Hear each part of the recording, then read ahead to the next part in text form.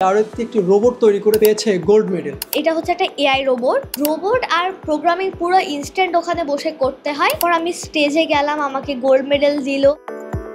দর্শক, আমার পাশে বসে আছে ছোট্ট মেয়ে আরিয়েত্তি। সে কম্পিউটারে কি করছে?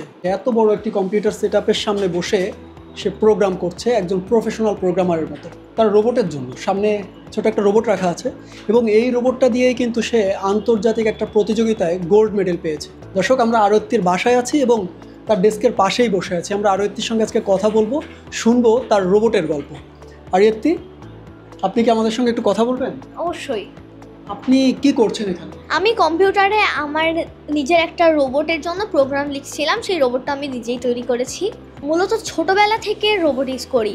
আমার যখন 3 থেকে 4 বছর তখন থেকে আমি রোবোটিক্স করা শুরু করেছি। আমি কিছু বেসিক কম্পোনেন্ট দিয়ে শুরু করেছিলাম। আস্তে আস্তে আমি বিভিন্ন অ্যাডভান্স জিনিস শিখেছি, বিভিন্ন ওয়ার্কশপ করেছি। এভাবে আমার ইমপ্রুভ হয়েছে। তারপরে অ্যাডভান্সের দিকে গিয়েছি। 2025-26 ইন্টারন্যাশনাল রোবট অলিম্পিয়াডে গোল্ড মেডেল পেয়েছি। আমার রোবোটিক্সের যাত্রা শুরু হয়েছে অনেক ছোটোবেলা থেকে। আমাদের ইন্টারন্যাশনাল রোবট অলিম্পিয়াড বা বাংলাদেশ রোবট অলিম্পিয়াডে একটা থিম আগে থেকে দেয়া থাকে। সেই থিমটার উপরে বেস করে ভেন্যুতে ইনস্ট্যান্ট আরেকটা থিম দেওয়া হয়। তো আমাদের এবারের থিম দিয়েছিল ক্রিয়েটিভ ক্যাটাগরিতে, যে ইমপ্রুভ দ্য ওয়াটার কোয়ালিটি বা এরকম একটা সাব থিম ছিল।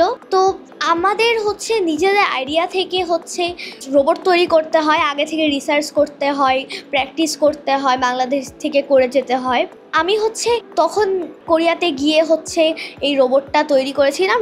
সব মশার বিরুদ্ধে সুরক্ষা দিতে এলো বসুন্ধরা এক্সট্রিম অ্যারোসল, মশার বিরুদ্ধে এক্সট্রিম সুরক্ষা। এটার ফিচার নদী থেকে একটা ইলেকট্রোম্যাগনেটের মাধ্যমে বিভিন্ন ধাতুর তৈরি বা স্টিল টাইপের লোহার তৈরি এরকম জিনিস তুলতে পারে, যেমন স্ক্রু টাইপের বেশ কিছু জিনিস তুলতে পারে। আমাদের একটা ডিসপ্লে আছে, সেখানে ডিসপ্লেতেই দেখায় কতটুকু ওয়েট দেখায়, এরকম আরও ফিচার আছে। তারপরে সার্ভো দিয়ে উপরে নিচে নামানো উঠানো করানো হয়। এই ধরনের বিভিন্ন ফিচার আমার আছে।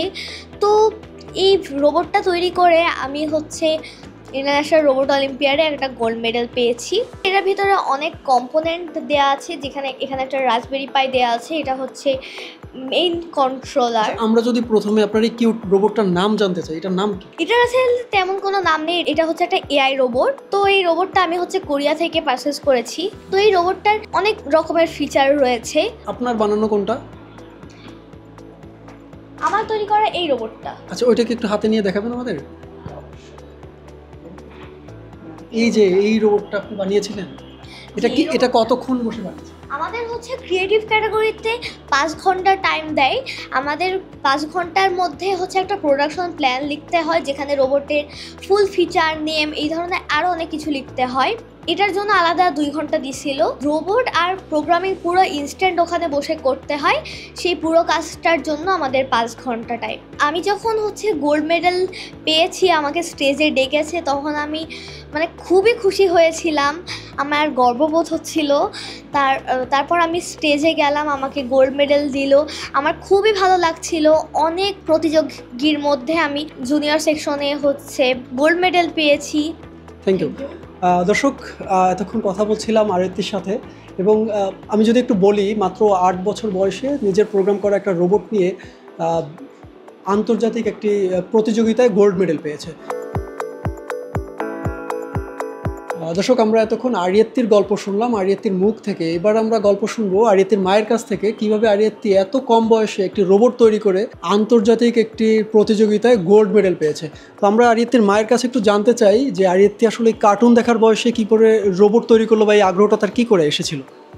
আসলে ওর ছোটোবেলা থেকেই ইলেকট্রনিক্সের জিনিসের প্রতি একটু আগ্রহ বেশি। সব জিনিসই ছোটো একটা গাড়ি কিনে দিলেও ও খুলে দেখার চেষ্টা করে যে এটা কীভাবে চলে।